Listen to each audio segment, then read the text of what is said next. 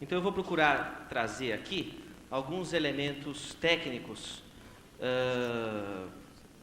de tal sorte que torne a questão da clonagem razoavelmente entendida pelas pessoas da área ou aquelas pessoas que são leigas no assunto, para que posteriormente possamos estar discutindo mais aprofundadamente em cima dos temas colocados pelos colegas, que diga nos aspectos éticos e espirituais. Essa fotografia saiu publicada na Folha Espírita. Eu achei bem didática a explicação. Então, o experimento de clonagem é uma coisa antiga, mas no caso da ovelhinha Dolly, a inovação se dá pelo fato da clonagem ter sido feita a partir de uma célula adulta. Tá? Nós temos experiência em clonagem no período em que trabalhamos com engenharia genética no Instituto de Biociências na universidade, e lá nós fazíamos clonagem de insetos, clonagens de vírus, clonagens de bactérias, mas aí nós utilizávamos aquela chamada clonagem de DNA, clonagem gênica, mas a inovação, nesse caso específico da ovelhinha Dolly, se dá por conta da clonagem ter sido feita a partir de uma célula adulta. É como se pegasse uma célula da sua pele, tá? E a partir dali conseguisse uma replicação do seu organismo, idêntico ao seu, em termos de carga genética e fenotipia. Então essa é a grande revolução, que foi feita através de um artifício, que foi colocar dentro, eles pegam célula, são duas ovelhas, tá? Duas ovelhas diferentes. Uma você pega o óvulo, tá? Desse óvulo você tira a carga genética, tira ali do núcleo a carga genética, tá? E você pega o DNA, os genes, os cromossomos de outra ovelha e você coloca lá dentro daquela casa substituta, casa celular substituta. E aí houve sucesso, houve reprodução e surgiu uma ovelha idêntica àquela que doou a carga genética. Então, foi utilizado um artifício para que fosse possível uma célula adulta regredir para a forma blástica. Forma blástica é forma embrionária, porque assim, vocês vão ver logo mais nas transparências, para haver o desenvolvimento de um novo organismo, há necessidade de que a célula tenha totipotência. Totipotência é ampla capacidade de se multiplicar em alta velocidade e originar diversos tipos de células diferentes. Isso é a capacidade de totipotência de uma célula. E você teria que utilizar artifícios. No caso dessa clonagem, esse artifício deu certo. Não se sabe exatamente por quê, porque as razões técnicas do porquê deram certo, enfim, é que deu certo. É como uma receita de bolo. Deu certo aquela receita. Agora você vai explicar os mecanismos físico-químicos envolvidos, de fisiologia genética, já fica mais difícil. Vamos passar a próxima transparência, por favor. Aqui você tem um exemplo. Esse experimento aqui não é de clonagem, mas eu achei enfim, até poderia ser de clonagem. Poderia ser, tá? O manuseio da célula é feita por micropinças através do microscópio. Você pode pegar, tirar o núcleo, extrair a carga genética, introduzir em outra célula e tal, e tal, e tal. Então, quer dizer, é possível você manipular isso daí através de micropinças ao microscópio. Próxima transparência, por favor. Aí, por exemplo, só pegando como é que é em laboratório, um frasquinho, né, contendo o embrião, que futuramente vai ser congelado, aí no caso de uma fertilização in vitro. Próxima transparência, por favor. Então, clonagem é uma coisa antiga. Eu trouxe essa fotografia porque trabalhamos exatamente com isso, com clonagem nesse sistema que eu vou colocar para você. Aqui você tem uma Drosophila melanogaster, que é uma mosquinha da banana. Você deve ter um dia deparado com ela na sua cozinha, certamente. E, vamos dizer assim, é o ser que, mais, do ponto de vista genético, mais conhecido do planeta é a Drosophila melanogaster. Então você tem aqui marcado os genes, tá? Dessa drosófila. Você tem os genes aqui desse ratinho, aqui embaixo, aqui em cima da drosófila. Então, por exemplo, esse gene marcado em azul é correspondente ao tórax, tá vendo, ó? Tá? Correspondente ao tórax. Então você pode, por exemplo, fazer uma clonagem quimérica. Uma clonagem quimérica. Você faz o seguinte, você duplica o gene azul, por exemplo, e você vai reproduzir uma quimera. Isso também é um mecanismo de clonagem. A partir da introdução de um novo gene, você replica um ser idêntico àquela estrutura. Você criou uma estrutura, você faz uma clonagem. Clonagem é quando você tem um pool de células, um conjunto de células de mesma carga genética, de mesma origem. Tá? Clonagem é simplesmente isso, e você pode utilizar diversos mecanismos para fazer isso. Tá? No caso, foi feita uma clonagem quimérica, e aí deu origem, a duplicação do gene azul do tórax. Naturalmente vai ocorrer o que vocês vão ver na próxima transparência, por favor. Né? A formação de uma dupla asa. Né? Então, houve duplicação do tórax, decorrente da duplicação daquele gene, Então, isso você faz isso em laboratório, é como criar uma ovelhinha Dolly, só que aí foi uma Drosophila melanogaster quimérica. Tá? Próxima transparência, por favor. Levando em consideração que no caso da drosófila, você utilizou as células primordiais, tá? E não células adultas, como foi feito na ovelhinha Dolly. Tá? Aí, no caso, uma clonagem que é feita há mais ou menos uns quase 3 milhões de anos atrás, por Deus, tá? Que é a clonagem natural do gemelar. Tá? Então, os gêmeos univitelínicos são uma clonagem natural, tá? Só que feita a partir de células primordiais. Se você for considerar que as células primordiais elas vieram de células de duplo genoma, de células 2N, de células adultas germinativas, você poderia considerar conceitualmente de que é uma clonagem. O seu corpo é um clone, quer queira, quer não, porque veio de uma única célula, que é a célula ovo, com a mesma carga genética. Então, o seu corpo é um clone. Tá? Nós somos clones. Quer dizer, nós não, o nosso corpo, no paradigma espírita. Né? Próxima transparência, por favor. Ocorre o seguinte, você vai ter corpos idênticos, no caso aí da clonagem natural do gemelar univitelínico. Tá? Mas você vai ter aquelas duas moças, elas vão ter SIC e RG diferentes. Você não tem gêmeos univitelínicos que têm carga genética idêntica, mas são duas pessoas diferentes. Prova disso é que recebem RG diferentes. Está entendido isso? Porque o pessoal fica questionando, então vai ser possível replicar as pessoas? Não, replicar os corpos, as pessoas não. Cada um vai receber um SIC e um RG diferente. Tá? Porque o senso comum popular percebeu que são pessoas diferentes. E que a pessoa não se resume à sua estrutura corporal, mas a sua estrutura mental, ela é diferente. O que vai imprimir naquele corpo, apesar de ter a mesma carga genética, você vai ter impresso ali os elementos decorrentes da estrutura mental, em sendo pessoas diferentes, espíritos diferentes, vai projetar reações sobre o desenvolvimento genético diferentes. Tá? Então você vai ter uma genotipia idêntica, os genes são idênticos, mas eles são encaminhados de formas diferentes. Tá? Por exemplo, as impressões digitais de gêmeos univitelínicos são diferentes. Tá? Não só as impressões digitais, mas também outros aspectos comportamentais que nós vamos estar estudando alguns tópicos aqui.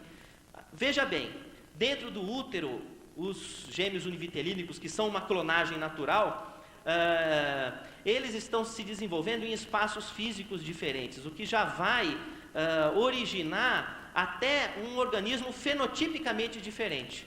Quer dizer, as consequências dos genes na sua relação com o ambiente vai ser diferente. Assim também as ovelhinhas Dolly. Só o fato de serem feitas em espaços físicos diferentes, porque o mesmo corpo não pode ocupar o mesmo espaço ao mesmo tempo, isso já vai induzir uma fenotipia diferente. Tá? E se você for considerar que são espíritos embrionários que digo, são espíritos ainda não desenvolvidos como da espécie humana em termos de pensamento contínuo, mas espíritos com pensamento ainda descontínuo, como no caso dos mamíferos superiores, aí, no caso da ovelhinha Dolly, você vai ter esses seres diferentes, projetando sobre o organismo celular elementos emocionais, elementos de pensamento. Veja bem, o Kardec ele coloca na introdução do Livro dos Espíritos que os animais pensam e os animais sentem e têm o princípio vital idêntico ao homem. Tá? A diferença dos animais é que eles não são dotados do senso moral que o homem tem. Então, o que nos diferencia dos animais, segundo Kardec, é a moral e não o pensamento de per si ou a característica da energia vital.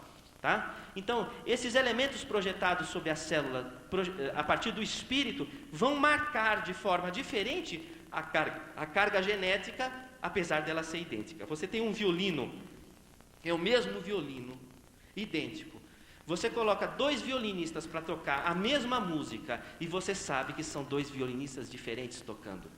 Porque eles vão imprimir uma carga emocional diferente, apesar de ser o mesmo violino e até a mesma música. Vai ser diferente. Tá?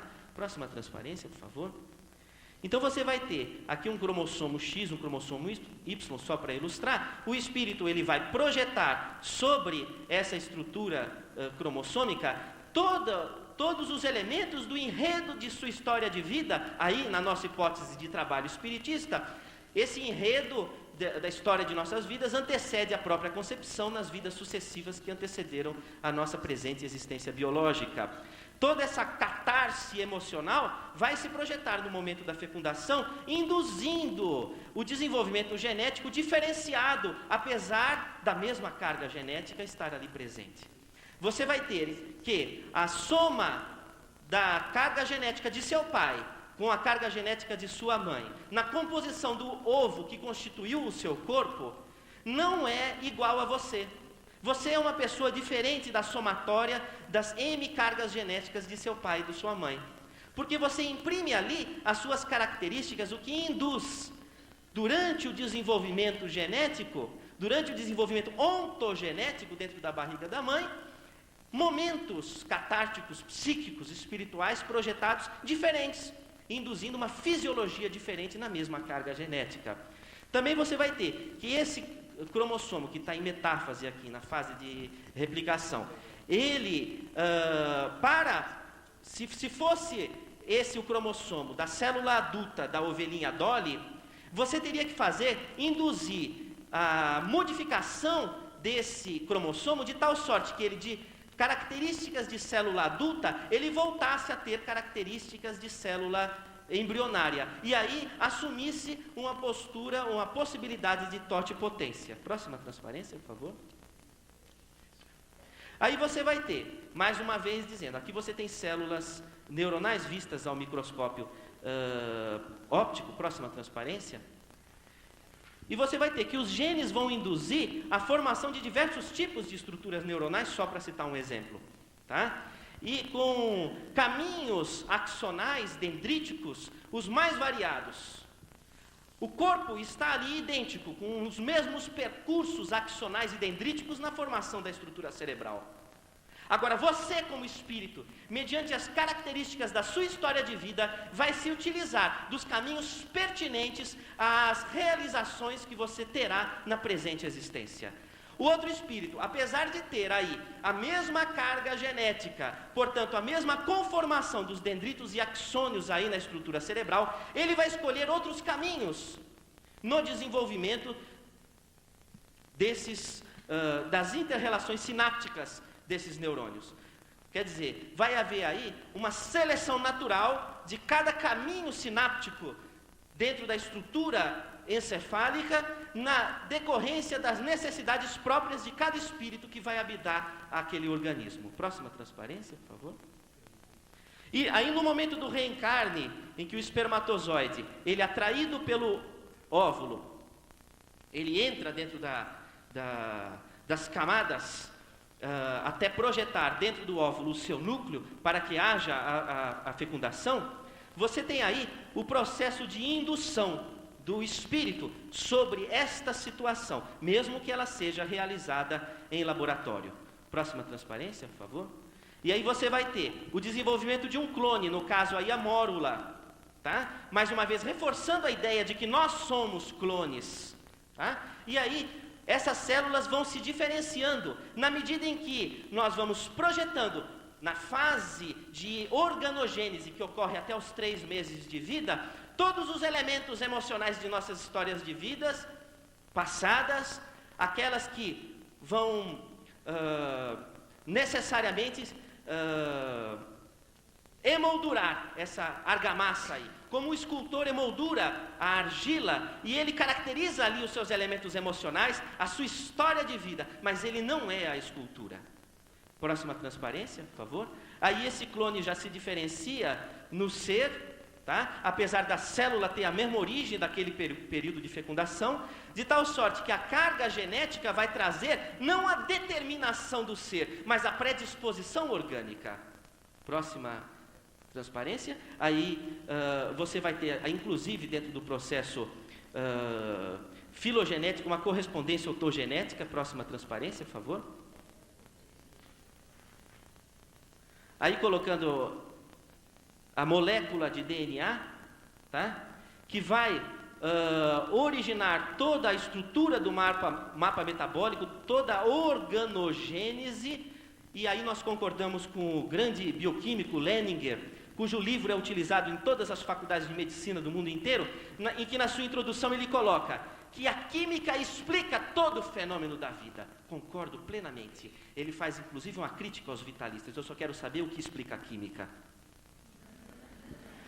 Então nós temos aqui que o DNA, muito que bem, ele vai trazer a predisposição, os genes trazem a predisposição orgânica, mas não determinam o ser, porque a físico-química ainda está por explicar o que mantém a estrutura do DNA, que elementos energéticos incomensuráveis ainda mantêm a estrutura do DNA e inclusive direcionam o seu desenvolvimento até que seja possível, após a construção organogenética, da expressão da inteligência e da emoção como nós temos na cultura humana. Próxima transparência, por favor.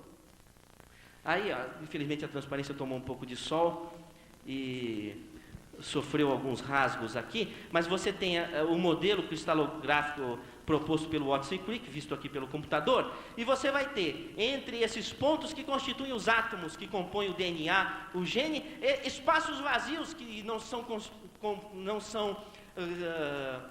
não existe matéria nesses espaços vazios, de tal sorte que a ciência coloca aí uma grande interrogação, o que tem aí nesses espaços vazios, que tipos de energias tão sutis que são incomensuráveis. Na nossa hipótese de trabalho nós colocamos, nesses espaços vazios devem estar presentes energias tão sutis, indetectáveis aos aparelhos mais modernos da ciência atual, mas futuramente certamente a ciência chegará a detectar, e na nossa forma de crer é onde está localizado as estruturas sutis do perispírito, que se projetando sobre os espaços do vácuo atômico e os espaços vazios intermoleculares, dirige a malha energética composta pelas ligações de Van der Waals, as forças hidrogênio-iônicas, as forças iônicas, as forças covalentes que ligam esses átomos na conformação daquilo que Schrödinger chamou o mais perfeito e complexo cristal da natureza, que é o cromossomo. Sobre essa estrutura, nós projetamos a nossa vontade inconsciente e mobilizamos a organogênese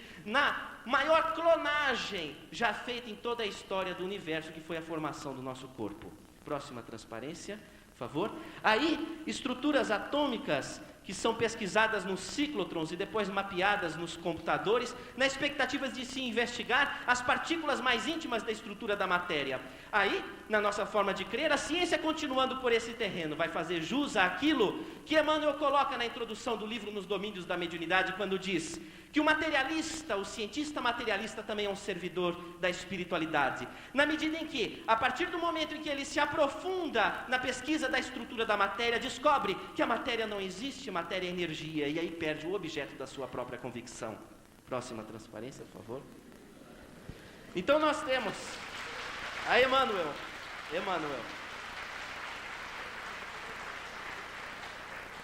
Você vai ter as investigações das partículas que compõem a estrutura atômica, mas veja, essas bolinhas aí, elas podem se arranjar da melhor forma possível, mas sempre sobra espaço. O que preenche esses espaços? Se matéria é definida a partir da existência do átomo, e você pesquisa subpartículas atômicas e existe espaço ali, não é matéria, é o quê? Aquilo que os físicos vão chamar de energia flutuante quântica do vácuo. Nesse espaço de vácuo, de vez em quando aparecem partículas de matéria ou de antimatéria que vêm não sei da onde, mas deve ser o dinamismo do perispírito conjugado ao corpo biológico num equilíbrio químico, físico-químico, dinâmico, transitando elementos na dependência dos nossos arrojos emocionais e de nossa história de vida. Próxima transparência, por favor. E aí você tem aí, num pesquisador de século atrás, desenhos idealizando estruturas de matéria sutil ainda não visualizadas pela ciência moderna. Próxima transparência, por favor. Aí nós colocamos, para reforçar os nossos paradigmas, que a clonagem de corpos pode ser feita, mas a clonagem de seres é impossível, porque nós, espíritos que somos, vamos conseguir sim chegar e na nossa conduta, muito próximo daquilo que Jesus exemplificou, na medida em que disse que vós sois deuses, podeis fazer tudo que eu faço e muito mais, nós estamos identificados com o Cristo nas nossas ações de vidas e não pelo corpo que portamos ou pelos nossos universos sensoriais, genéticos, celulares. Cristo esteve aqui utilizando um corpo, mas a nossa busca é não pela clonagem do corpo, mas pela identificação do ser com a sua mensagem e exemplo de amor. Então os seres que vão futuramente ser clonados não são seres, são corpos. A clonagem de nossa existência vai se dar individualmente nos percalços da vida, nas nossas dificuldades, no estudo, no trabalho, na busca pela felicidade, pelo amor, pela harmonia, pela compreensão, pela humildade, e não da busca por elementos transitórios que se consubstanciam no corpo. Então, que Jesus nos ajude a fazermos essa clonagem evolutiva do espírito proposto por ele há 2000 anos. Muito obrigado pela atenção.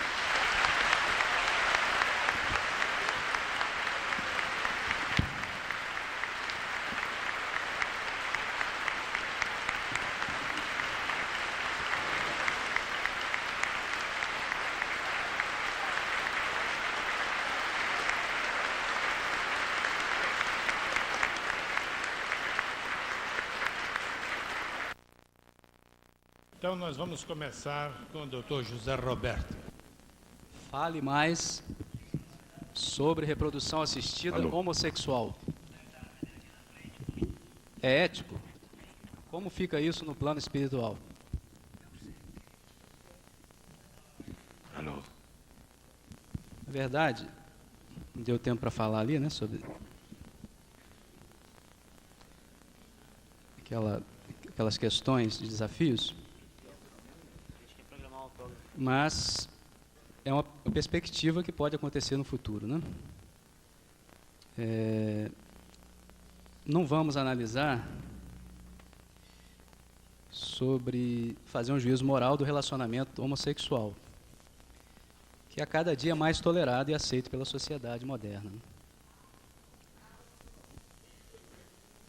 Agora, quando a gente fala em questão ética, ética social, né, dá a entender assim, regras de uma sociedade, o que a sociedade está pensando, o que a sociedade quer. E, nesse sentido, a gente tem que pensar no filho gerado por este método, nessa situação. Como ficará essa criança quando, numa fase mais crescida, quando tiver seu entendimento? Como ficará o psiquismo dessa criança? Como será o seu relacionamento a nível social? Então, são indagações que a gente tem que pensar. Então, não é só pensar no casal. Aquilo que eu falei, a ética envolve também o ser que é gerado. Então, isso não é uma resposta minha de que isso é ético ou não ético, é uma questão que o que a sociedade quer de melhor, de bem, e não esquecer da criança que é gerada, não só do casal.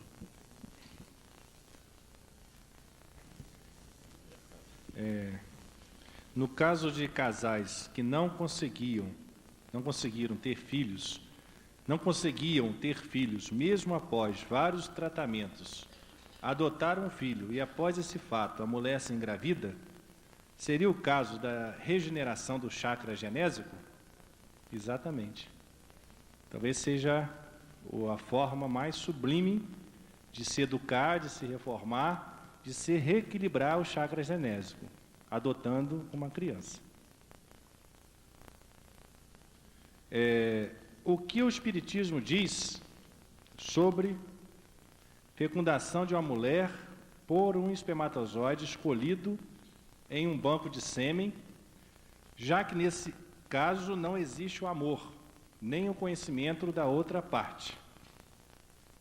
Eu acredito que por parte da mãe que está gerindo esse filho, eu acho que, como eu disse, né, é um ato de extremo desprendimento e amor, né? Ela tentar uma gravidez em que pesa, ela naturalmente não está possibilitada. E vou mais ainda, se ela recorre a um espermatozoide heterólogo, talvez até mais ainda louvável do que aquela que consegue naturalmente. E eu poderia até citar também tantos casos de filhos que vêm por uma relação sexual fria, violenta, às vezes sem aquele respeito ao ato, e é gerado um filho. Qual filho que foi gerado com menos amor? Aquele que veio desse tipo de relação sexual ou aquele que veio através de um sêmen, de um banco de sêmen? 2 espermatozoides do mesmo doador possuem características genéticas exatamente iguais. É uma pergunta. 2 espermatozoides do mesmo doador possuem características genéticas exatamente iguais ou cada um é uma individualidade com características próprias? Cada espermatozoide carrega uma carga genética diferente. A célula adulta tem 46 cromossomas. O espermatozoide, ele já carrega só 23.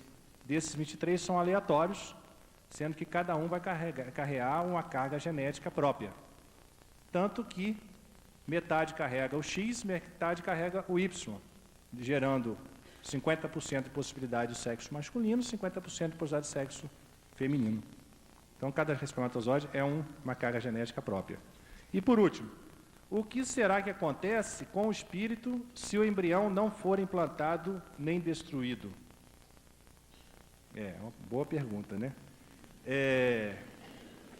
Eu acredito, né, que esse espírito não deve permanecer indefinidamente ligado a esse corpo, né? Apesar de a gente não entender ainda todos os princípios ou os objetivos, né? Se existe alguma proposta nesse sentido da espiritualidade. Mas seria uma coisa um pouco talvez inútil, ou pouco produtiva, vamos dizer assim, não inútil, pouco produtiva, né? Mas, o que pode ocorrer? Uma das possibilidades é que eu relatei. O espírito se recuar perante aquela aprovação ali, ou aprovação ou uma determinação até do homem, né? E romper o laço que o prende àquele embrião e se afastar. Logicamente, aquele embrião não vai ser viável. Ele vai ficar congelado, mas não está viável. É uma das possibilidades. Esse ato. Então, não é um ato frio. O espírito em clonagem humana, igual a você. Você é um clone. Só que você foi feito, o seu organismo foi feito por uma clonagem natural. E a partir de células primordiais.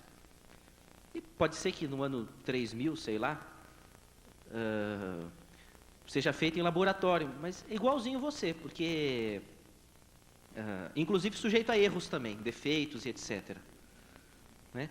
É o corpo que se forma, o espírito, ele vai utilizar aquele corpo e dar o seu colorido ao corpo. É como a roupa que você veste, ela assume o sapato, assume a forma do seu pé, o seu jeito. É assim o corpo, é uma vestimenta. Encara dessa forma e você vai entender o processo. Como fica o planejamento espiritual nos casos de clonagem? Igual ao seu. Igual você foi planejado.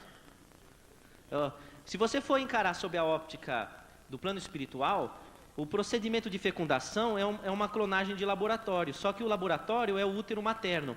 Entenda que a mulher grávida é uma médium de materialização, e seu útero a sala de materialização. E mediante um processo de ectoplasmia, você vai ter a materialização de um corpo que você está utilizando agora e que se desenvolveu dentro do útero da sua mãe. Só que essa sala de materialização pode ser outro ambiente, não biológico, artificial, mas que reproduz a mesma situação. No entanto, o espírito é como o algodão, o tecido de algodão ou o tecido sintético. Você usa os dois e dá as mesmas características que você dá para um, você dá para outro, porque é você que determina. Assim também vai ser o corpo, seja da forma como for construído. Também sujeito a erros. Daria para formar um ser humano com meia carga genética de mulher e meia de outra mulher? Mulher com mulher? Para filho de casal? Daria. Por enquanto não. Mas vai dar. Isso daí já ocorre na natureza, chama-se partenogênese. Né? No caso, é a partir de uma pessoa, de uma mulher, vamos dizer assim, como uma abelha, por exemplo, né? Então, por partenogênese, o óvulo é 2N, então dá desenvolvimento aos seres. Mas, tecnicamente, um dia vai ser possível, tá?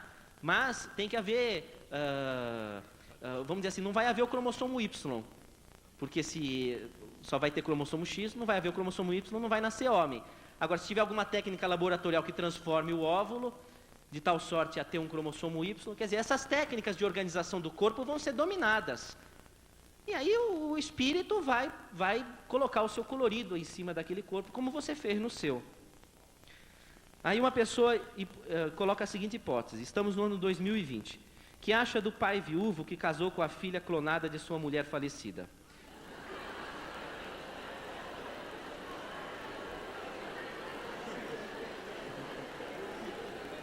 Eu não sou de falar da vida dos outros, mas... Olha, veja bem, existem alguns erros conceituais aí. Não existe filha clonada. Existe o corpo da filha que foi clonado. Tá? E aí o espírito daquela pessoa que habitou aquele corpo vai imprimir características diferentes. Não dá para originar dois corpos idênticos.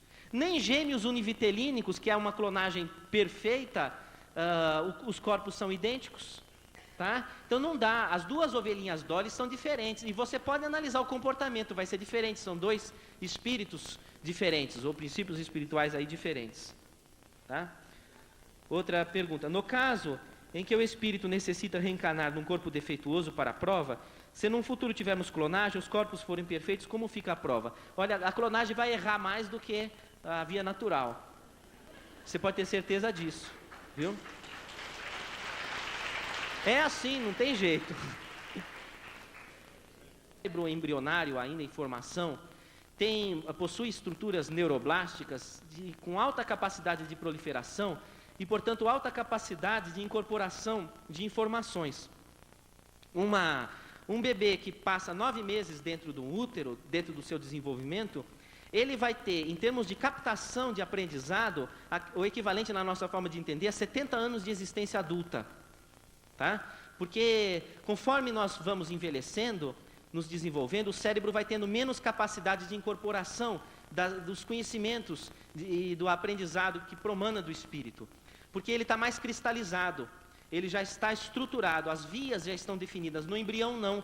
No embrião as vias estão todas abertas em termos de estrutura cerebral e com desenvolvimento celular de alta velocidade. Então a captação de informações é muito maior. Informações aí, obviamente, não cognitivas, racionais, mas do ponto de vista emocional, vai ser... E, aliás, essas estruturas, a emanação emocional é a base da estruturação do ser. A captação em termos de aprendizado vai ser muito maior. Então, você vai ter que a vivência de dois gêmeos univitelínicos ali, dentro do útero, tá? Eles já estão dentro de uma fase em que a captação de informações é enorme e estão vivendo colados um ao outro. É natural que a interação seja intensíssima. Você tem casais, aqueles que se dão bem, que eles ficam parecidos, parecem irmãos do ponto de vista fisionômico. Não é bom que pareçam irmãos do ponto de vista marital, né? Mas parecem irmãos do ponto de vista fisionômico, porque acaba havendo uma homogeneidade de emanações sutis pela convivência comportamental contígua, que o corpo acaba emoldurando a sua estrutura genética de forma comum dos dois. Isso nos gêmeos, os filhos adotivos, que o colega está lembrando, também acabam ficando parecidos com os pais quando existe a afinidade. Então, gêmeos univetelínicos vai ter esse tipo de vivência, até porque a nossa carga genética ela é muito redundante. Você tem muito mais genes que não se sabe para que serve e que são redundantes do que genes que você utiliza. De tal sorte que o espírito, no seu desenvolvimento, um dia deve ser capaz de acabar utilizando essa carga genética excedente como um potencial plástico da estrutura corporal maior. A retirada do feto, caso haja comprovação de algum defeito físico ou mental? Não. Isso é um aborto, né? É importante a gente citar, no caso de reprodução assistida, que nesse estudo francês, de 422 casos, havia uma criança com síndrome de Down, a trissomia do 21, que é um defeito genético, né? E que essa criança veio através da reprodução assistida. Quer dizer, a reprodução assistida não deve ser um método para a escolha de filhos perfeitos. Ela deve ser um método que vai promover, né, essa possibilidade de concepção no casal. Agora, não de escolher, não de eugenia, tá, como muitos já estão admitindo, né, e nem que os pais tenham que ter essa procura, né? Já que é um método laboratorial, os médicos vão poder escolher como vai ser o filho. Isso não é ético. Deve ser um método que tem as mesmas chances do método natural.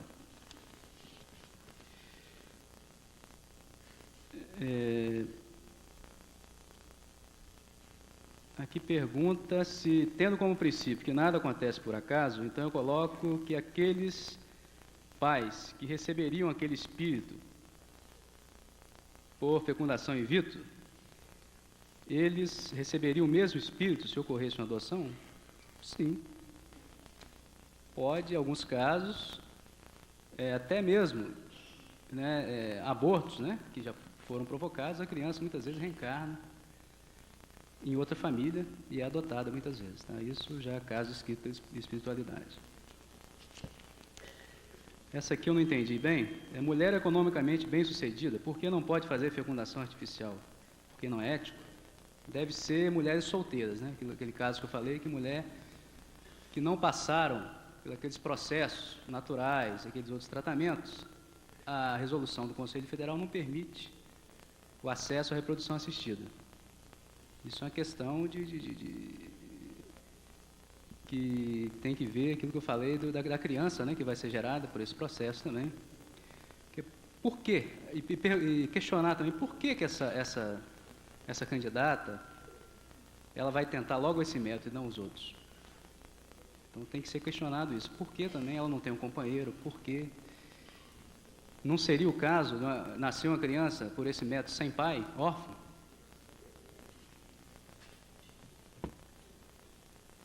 Uma vez que viemos com o mapa cromossômico elaborado pela espiritualidade, a infertilidade, esterilidade não seriam uma expiação ou provação? Onde está o mérito da reprodução assistida, em vez de optar pela adoção?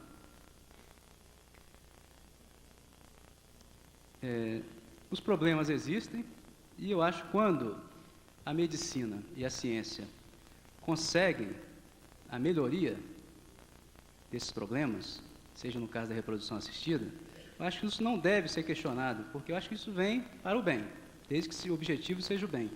Isso é aquela... Porque tem casais que fazem reprodução assistida e não conseguem engravidar. Os que conseguem, eu acho que tem um mérito de conseguir isso. E isso, em alguns casais, a gente observa na prática, resolvem conflitos de relacionamento, muitas vezes casais que estavam por se separar, e quando obtém sucesso por este método, o relacionamento entre eles melhora. Isso não pode ser questionado. Eu acho que o que a medicina puder fazer para melhorar, em termos de técnicas, as dificuldades que existem, não pode ser questionado o problema da expiação, tá? Ou provação. Eu acho que o merecimento se faz, muitas vezes, por uma mudança íntima, né? E quando ela consegue, ela teve seu merecimento. Sendo o perispírito o modelo organizador biológico, como é possível um natimorto sem espírito? Só o pensamento da mãe não pode organizar o feto? Na realidade, o que a gente tem de explicação para esse fenômeno do natimorto é que o pensamento da mãe que molda o crescimento desse natimorto. Agora, a gente não pode inferir que esse natimorto é um feto. É um natimorto, o que é isso? Então, se ela está perguntando, pode o pensamento da mãe sozinho organizar o feto? Fica no ar a pergunta. Tem muitas perguntas interessantes, mas eu selecionei uma aqui porque acho que do ponto de vista ético é extremamente importante. É a questão de selecionar o sexo através desses procedimentos técnico-laboratoriais, que cada vez mais vai te permitir escolher as características biológicas do ser. Então, o espírita precisa ter em mente, eu não digo só o espírita, a sociedade, precisa ter em mente que nós não podemos e não devemos escolher as pessoas por raça, cor, sexo, religião. Todas as pessoas de qualquer raça, cor, religião, nacionalidade, todas as pessoas com qualquer forma corporal, todas as pessoas são nossos irmãos. E a gente não pode se utilizar de tecnologias para deturpar a grande lei do universo, que é a lei do amor e da fraternidade, sem discriminação de qualquer hipótese. Então o espírita precisa de ter, e a sociedade precisa ter isso muito claro. Se as técnicas não foram entendidas, porque você não é da área, as palavras complicadas, etc., eu acho que, se me permita dizer, desse seminário, sai aqui uma bandeira da indiscriminação, de nós sermos fraternos, independente da cor, da raça, do sexo, da forma corporal. Todos nós, se é rico, se é pobre, de qualquer religião, todos nós somos irmãos, e essa é a bandeira do cristianismo redivivo.